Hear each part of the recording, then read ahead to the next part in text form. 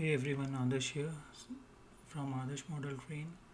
So today we're gonna talk about the new project which I have done recently for GMRI MQTT wireless ecosystem, where we have data pushed by GMRI to the MQTT, and from MQTT we're gonna pull the data, massage it, and send back to different channels. And there can be a different n number of nodes which can subscribe to these massage data from MQTT or from the REST endpoints. So I have documented the information about this project in my GitHub repo, which is github.com/adarshkumar's adarsh hyphen model hyphen trains. And in this, if we go, there's a project GMRI MQTT Spring Transformer Wireless Ecosystem. So in this, I've documented the information and all the assumptions. So first we'll see,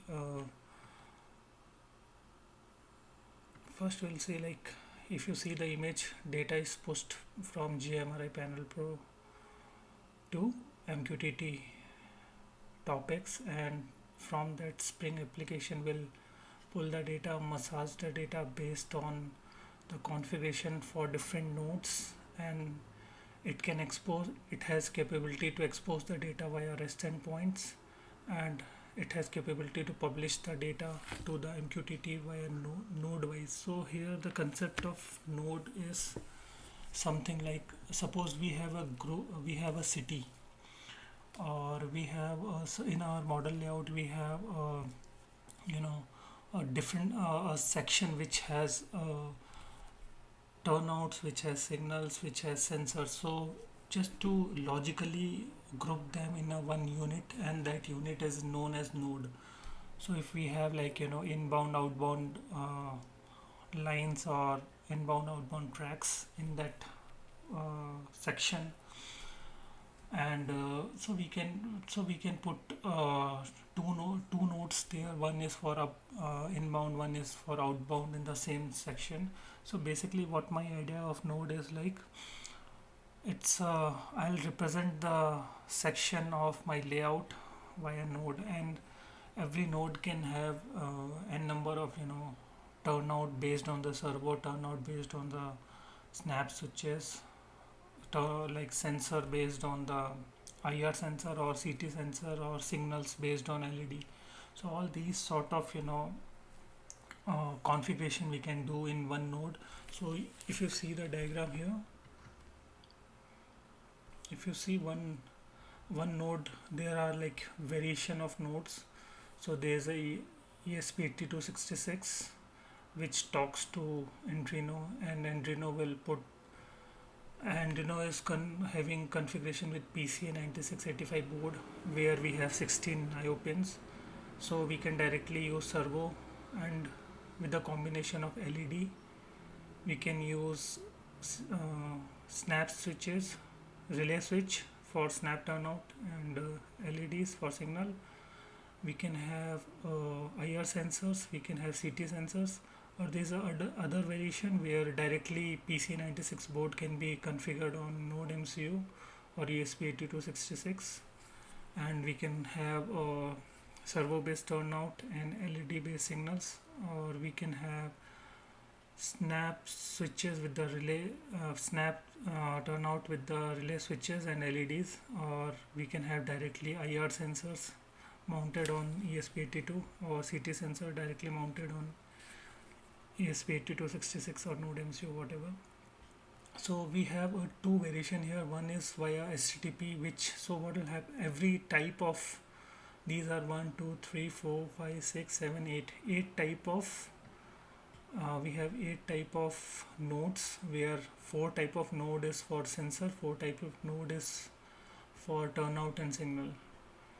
So we can use any combination, and these can, and node MCU we have a variation where it can directly talk to a Spring application, Java based application, which are exposing REST endpoint. So, and it can pull up the data, or it can push the data, censored information, to the Spring application which in turn push to the MQTT, and JMRI will read that information for sensor. Or we have another variation where directly these nodes, 8 type of node, 4 is like input node and 4 is for output node, which can directly talk to MQTT server and pull the data or push the data based on their configurations. So here if you see, this is just overview I am giving. Gradually we'll go into one by one in each type of node and each type of application. So here you can see there is another diagram where you can see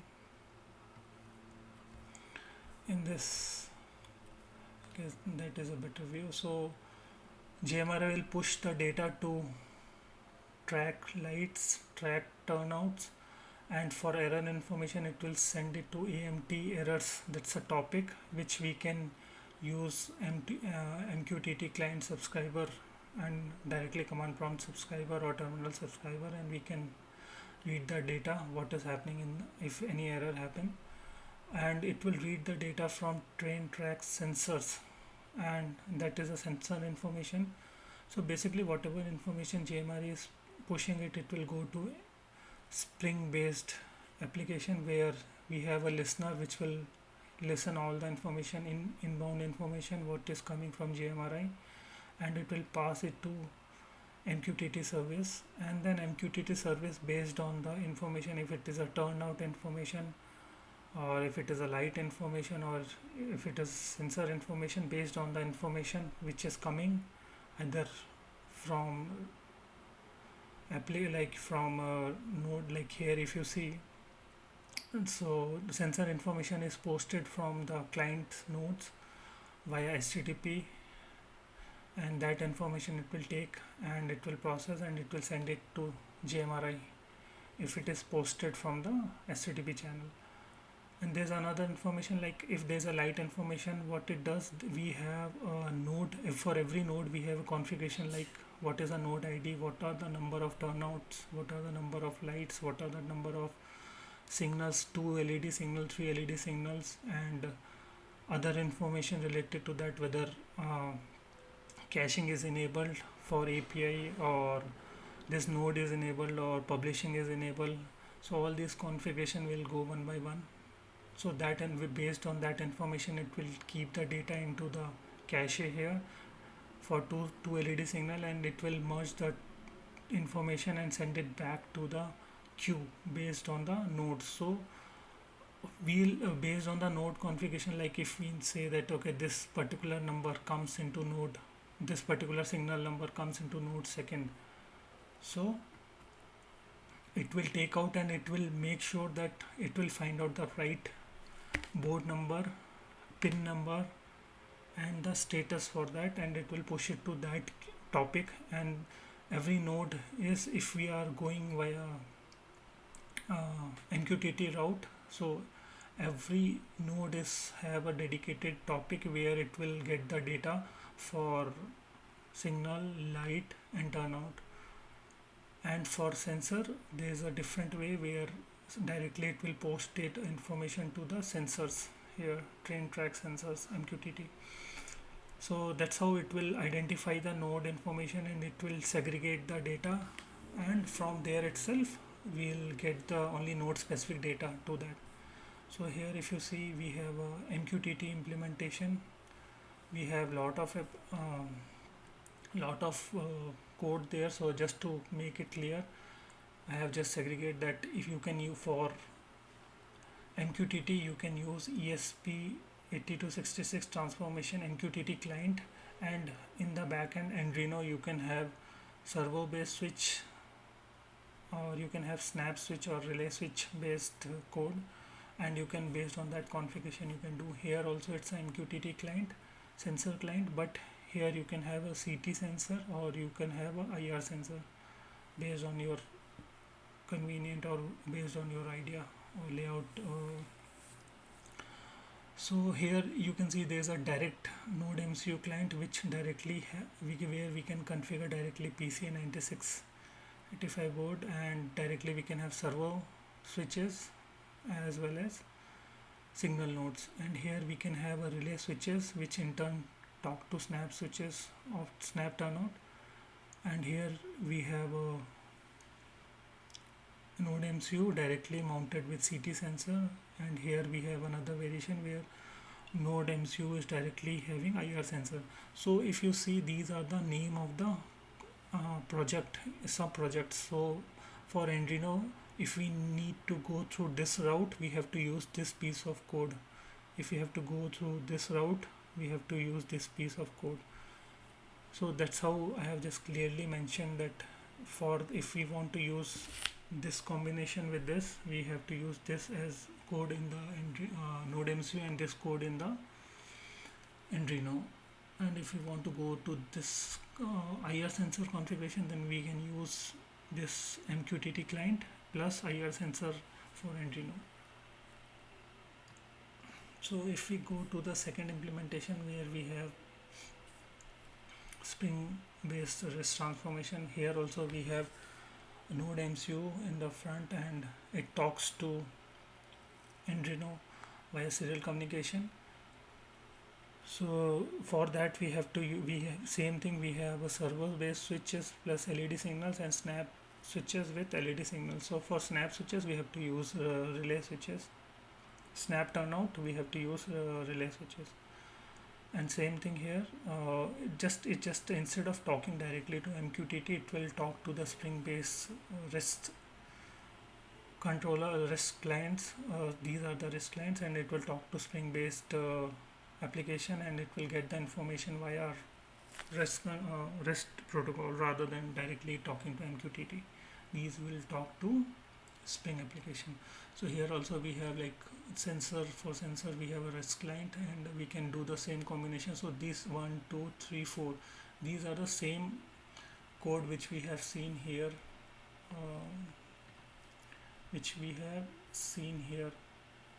so only difference is that front end is changing. Instead of front ESP code is changing, instead of directly MQTT, it will talk to REST, but in the back end everything will be same as what we have configured here for Arduino. But for this case we have a different implementation here. So here you can see that ESP transformation REST clients, servo switches, signals, so directly PC96 board will be mounted with configured with this node MCU, and we have to configure the servos and signal LED based signals. And here we have to configure relay switches with PC96 board with LED signals. And here we can configure directly CT sensors with node MCU, and here we have IR sensor with node MCU. So all these codes are already there. So here's another flow, like how from JMR MQTT Spring transformer will put the massaged data and then put it back to the MQTT, and it will go to ESP, Arduino, PCA9685 board, then LED signal, server turnout or relay switches based turnout. That's how the implementation, and this is another.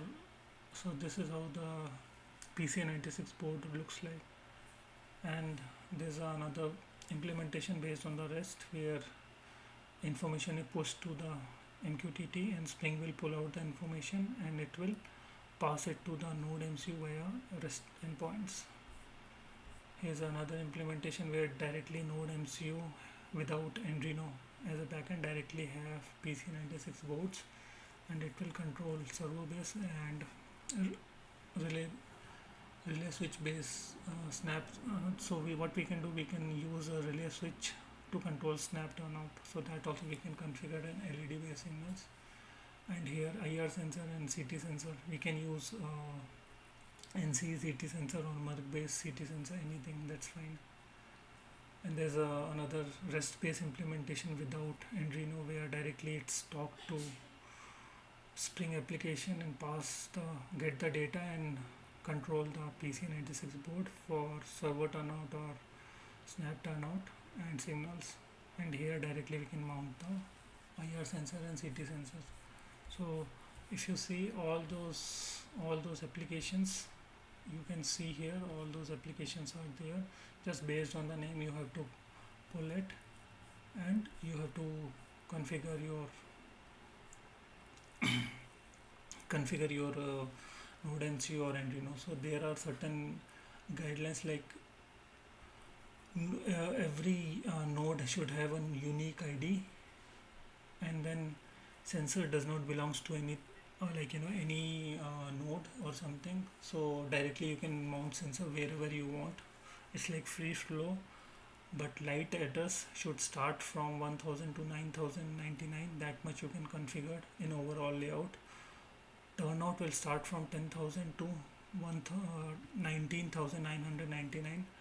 Two LED base like red and green base signals will start from 20,000 to 29,999, and 3 LED base signal will start from 30,000 till whatever we want.